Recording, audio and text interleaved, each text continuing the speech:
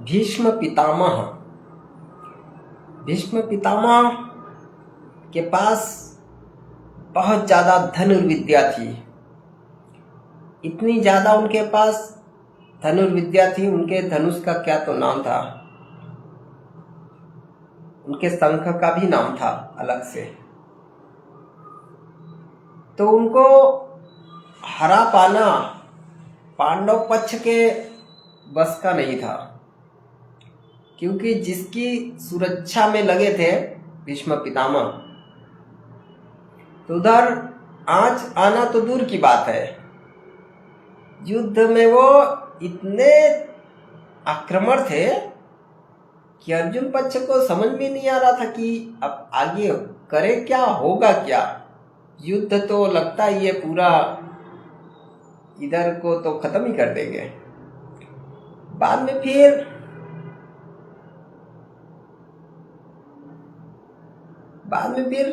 जाकर के ये लोग शाम को क्या एक साथ मिलते थे, बातें करते थे ना, जैसे नेता लोग हैं जीतने के बाद आपस में गठबंधन कर लेते हैं, वैसे ही रात में उस समय यही नियम था कि सुबह से लेके शाम ढलने तक सब एक दूसरे से युद्ध करेंगे, और जैसे ही शाम हो जाएगा सब लोग एक दूसरे से मिलना जुलना वैसा ही रहेगा।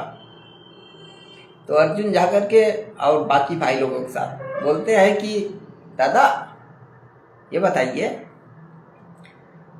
कि आप तो इतना तेजी से आते हैं कि हम लोग समझ ही नहीं पाते हैं कि आपके बाण का उत्तर क्या दें।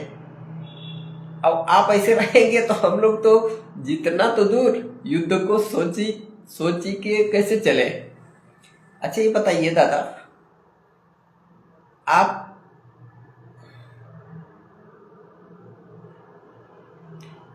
दादा, आपको हरा कैसे सकते हैं। तो वो बोले कि मन में सोचे यार क्या बताए, अब बच्चे पूछ रहे हैं तो बताना ही पड़ेगा, नहीं जब तक हम रहेंगे सिंहासन पे तब तक तो इनको मुश्किल हो जाएगा। तब भीष्म पितामह जी बोले कैसा काम करो कि हम फलाने वलाने के ऊपर अस्त्र शस्त्र नहीं उठाते हैं, तुम उन्हीं को लेके आओ, हम अपने अस्त्र रख देंगे और फिर अपने दिव्य बाणों से चलाओगे तो हम असहाय हो जाएंगे। जैसे ही असहाय हो गए वैसे ही राज्य तुम्हारा, विजय तुम्हारी। तब अर्जुन वगैरह लोगों ने क्या किया कि वो शिखंडी को लेकर के आए। अब बोले भैया शिखंडी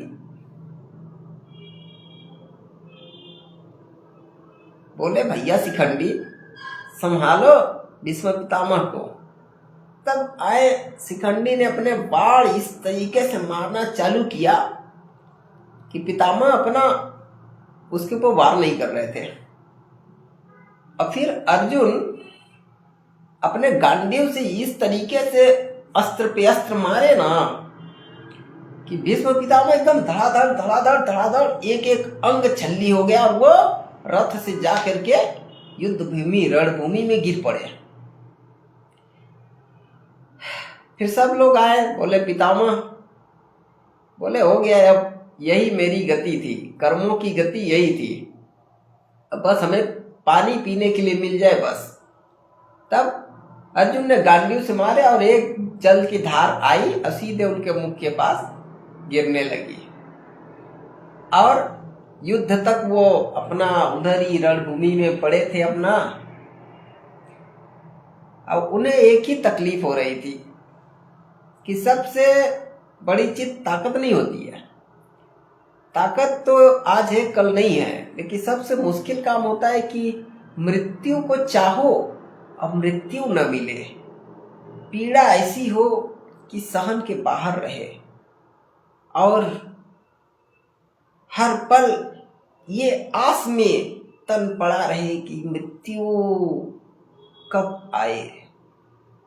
देखिए महाभारत की किताब पढ़िए और थोड़ी बहुत अपने बच्चों को भी जानकारियां बताइए, राजनीति बताइए, ज्ञान की चीजें बताइए, है ना, धर्म की चीजें, प्राचीन चीजें, पूर्वजों की, पुरखों की, जो वहां लिखा जो वहाँ लिखा पड़ा है आपके लिए, उसको देखिए, सीखिए और भविष्य को जानिए कि भविष्य ऐसे ही आते जाते रहेंगे। समय है, चलता रहेगा, सुबह से शाम रुकने वाला कभी नहीं है। नमस्कार।